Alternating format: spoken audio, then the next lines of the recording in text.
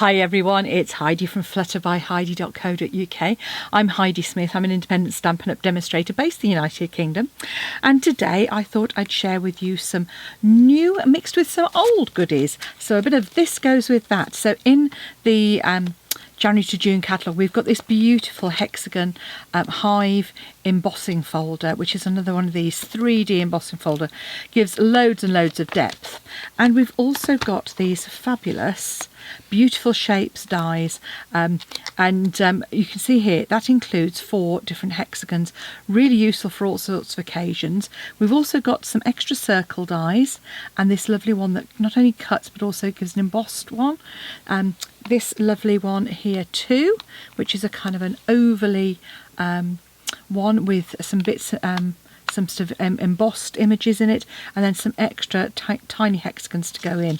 As you can see, these are the 3 sizes of hexagon I have used in this folder, and I've brought out an old one, Garden Wishes, which is one I haven't played with for a while, and I just thought it was lovely with this little bees.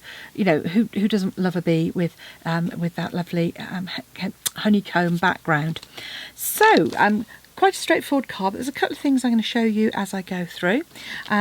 So let's get started. This one, as you can see, we've got the lovely dandelion image on the front, and then inside I've just repeated that image down the side as well, using a range of kind of neutrals along with some of our In Good Taste DSP from the annual catalogue as well. I just thought the wood texture kind of reminded me of a hive, so that's why I came up with it. So really straightforward, obviously, in terms of the card base. You've got a standard card base, which is you know, whatever your half sheet of A4 is. I've done a top tent fold and I've put a layer in. So for those of you in the UK, that's 29 by 10.5 scored at 14.5, and then a layer that is 14 by 10 centimetres. And just to start that off, I'm going to stamp the inside of that. So it's a big stamp, so I'm just taking my memento and just inking that up, and then just stamping on the inside there. So that's going to be my layer for inside the card. While I've got that stamp out, I'm just grabbing myself a piece of cardstock. Again, just some basic white, ink up my stamp, really ink it up well. Beautiful red rubber stamps, so they stamp beautifully, and I'm going to just pop that on a piece of card, and then I'm going to stamp my little bee around that as well.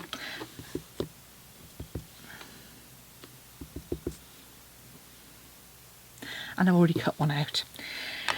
Now this is one of the early die sets where actually they put 2 little bees in there right from the start. So actually in the die set, as you can see, you've got these fabulous ones to cut out the actual stamped images. You've got some extra ones, sort of silhouette type ones, and you've got 2 little tiny bees, as you can see here.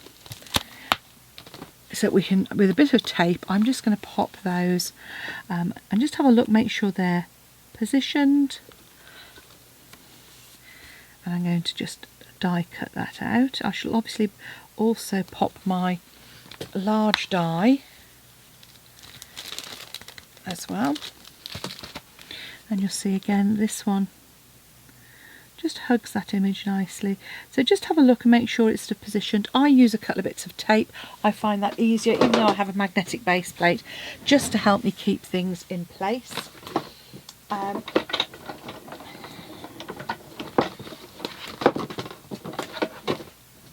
here we go. I'm just going to pop those out. So we've got our lovely flower, we've got our little bees, I've got my extra little bee here, and now what we need to do is to do our other layers. So really simply, what I did was I positioned my main die parallel to the side here, probably slightly up as well. Then we can pop our second size, and I just, again, you can do this whichever way you feel works for you. just to kind of give, I've left a slightly too big a gap there, so I'm just going to move that one down slightly. And by spacing them out with a gap in between, it means I can actually then just make sure that's parallel to the side there, and that you leave yourself enough gap for some adhesive. So I'm just going to move that over slightly. There we go. So I'm kind of putting these just in the in between. And then my Hexagon Hive, now the thing to remember with these 3D ones is that they are thicker than usual. So decide whether you want the embossed or the debossed side and pop that in. And don't forget to use this line to line it up. So you'll see on the inside there is a black line. That will just help you get it nice and straight, as you can see there. So I'm going to pop those through. If you've got the old, obviously if you've got one of the new cut and emboss, really easy with that, because you've obviously got the instructions on the plate on which ones to use for your 3D folders. Makes it really easy. If you've got the older one, you may well have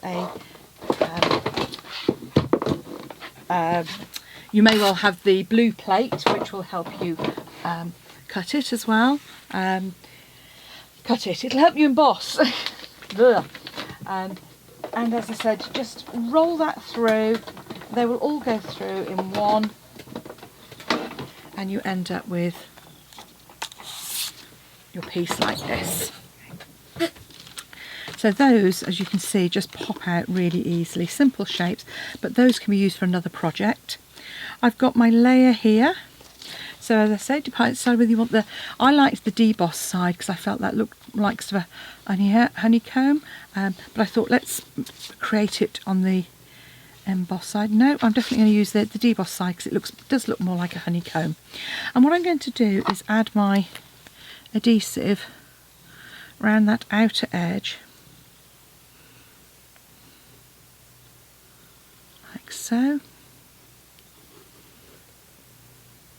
And I'm going all around the edges of each of the hexagons as well. I've actually cut the card just a fraction smaller than the DSP, which if I turn it over I will show you. You can see here it is just a squidge smaller. And that's just to make it easier to get to line it up, so you haven't got any, you've got a bit more wiggle room with that. I'm going to put, so this is going to go on a layer that is, this is 14.2 by 10.2, and the layer of DSP was 13.9 by 9.9, with the card being slightly less. I'm putting a bit of extra glue, and I'm using my Tombow because on an embossed panel that has a bit more dimension, and it really helps. It just works with embossing with that sort of rubbery layer. So I've used my early espresso, and I haven't gutted this one. The reason is because it's got texture, it needs that extra support of being glued down in the middle. So while that's drying, I'm going to crack on with my flowers. So I'm using Stampin' blends in Mossy, Meadow and Daffodil Delight. I'm also using my dark Daffodil Delight for my bees. So I'm going to come in with the bullet tip here and just colour those bee bodies in, just a little bit there. And I'm not even going to shade those, I'm just going to leave them as they are. What I am going to do is use my Wink of Stella to create those shimmery wings.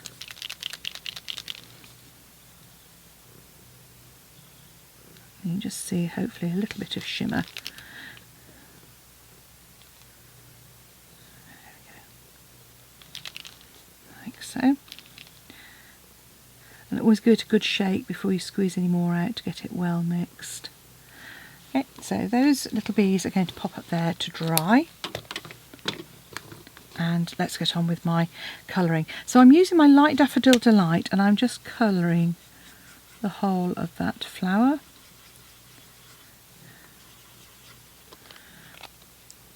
I'm then going to come in with my dark Daffodil Delight in the centre there,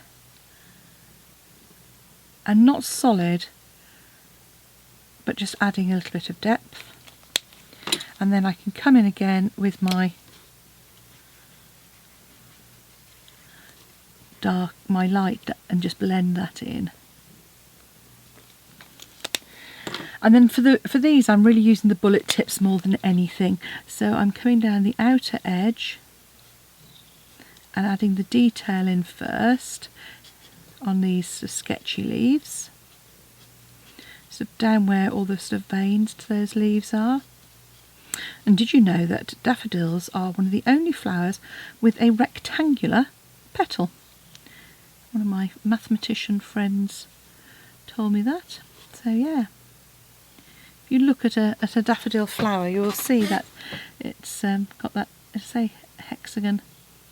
It's not hexagonal at all, rectangular flower.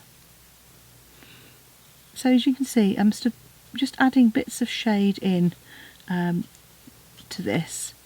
So not being particularly precise, because what I'm then going to do is come in with the light mossy meadow. So by going over that, that's going to both blend and add dimension as we go through.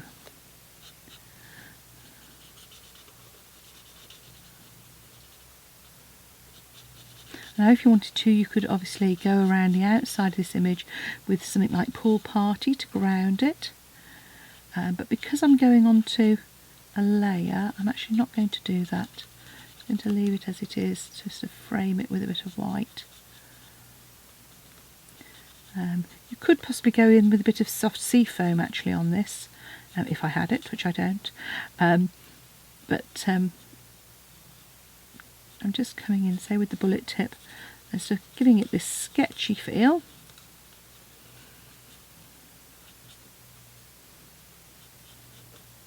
And by doing those darker bits first, I haven't got to then try and go in again on those.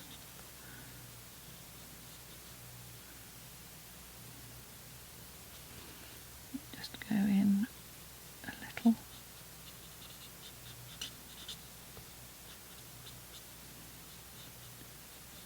And there we have almost finished our dandelion. I'm just going to add a little bit of green there. And to just actually add a little more depth to the centre of those. There we go. And all we need to do now is just finish our composition. So if we pop that over, these mini dimensionals are fantastic for images such as this, because you can really get up towards the edge of those smaller pieces. Make sure it's well supported. Each of our bees, just take a single dimensional on the back there.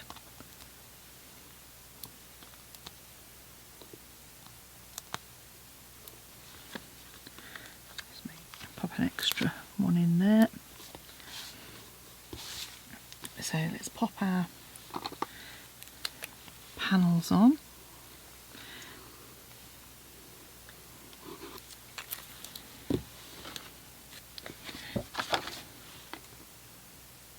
As always, lining up so you get that equal spacing.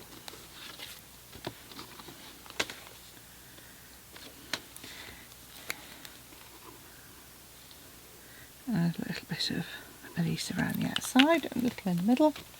You don't need to go mad with Tombow, it sticks really well. Yeah. And then just take the backings off those. If you struggle to get them off, just use your pokey tool. You take your pick with the spike on the end, and that will work well. Let's get the cat fur off there. My cat decided to come and sit on my desk just as I was about to film this. So I think he was trying to tell me he wants some food, so he's not impressed with me right now. So we can pop that there, add in our little bumblebees.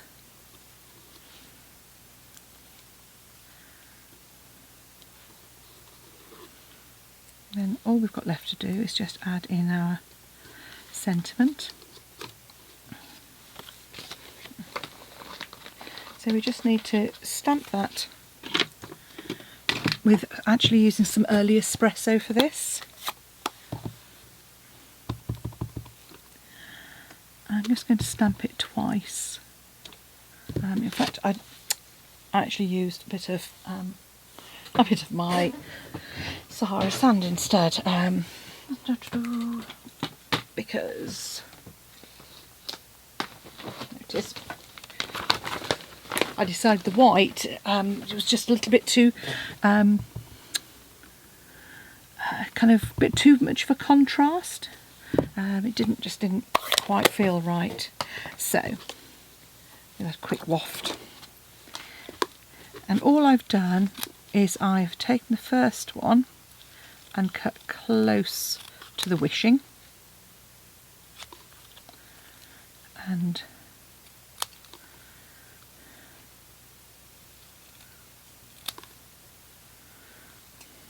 I wanted to focus on the U on that, so I've just separated that, the U and all the best.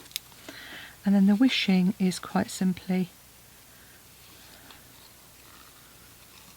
fussy cut, so just wiggling that card through my scissors.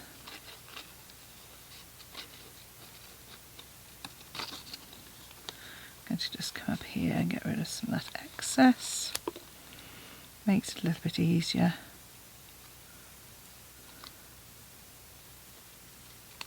I shall come in and trim that last little bit out in a moment. There we go.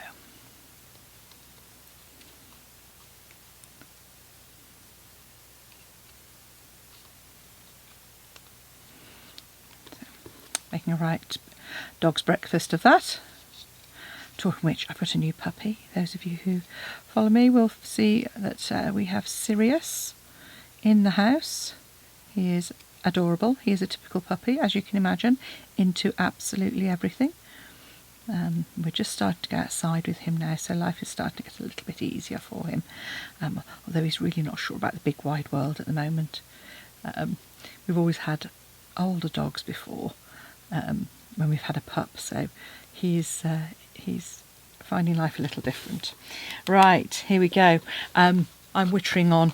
Let's get this project finished. So for these I need little pieces, so I'm just going to cut up some of the edge pieces here to go on this, because I've made life a little bit more difficult for myself by fussy cutting it out.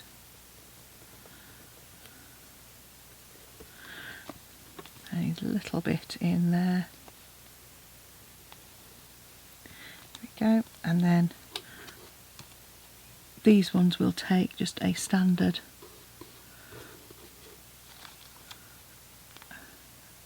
piece of dimensional. So all that's left to do is to add those on. So here's a bit of a this and that, using our new Beautiful Shapes dies with our lovely Garden Wishes and our Hexagon, our Hive embossing folder for a wishing you all the best card, and hopefully that will brighten up anybody's day. So there we go.